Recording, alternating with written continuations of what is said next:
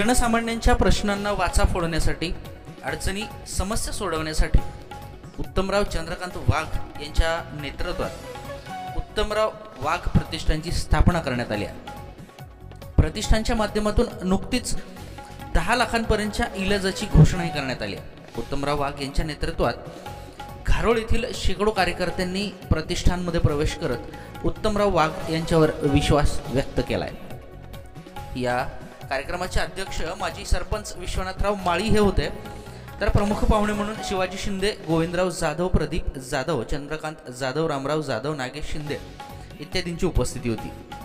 यावेळी उपस्थितांसमोर मनोगत व्यक्त करताना उत्तमराव वाघ म्हणाले की प्रतिष्ठान सामाजिक कार्याचा वसा हाती घेऊन कार्यप्रवण करत आहे। आगामी काळात घारोळकरांच्या विकासासाठी प्रतिष्ठान कटिबद्ध आहे। उत्तमराव वाघ प्रतिष्ठानमध्ये प्रवेश करणाऱ्या कार्यकर्त्यांचा यावेळी सन्मान करण्यात आला आणि पुढील कार्यासाठी त्यांना शुभेच्छा सुद्धा देण्यात आल्या। Bureau report, news Maharashtra today, Latur. News Maharashtra today.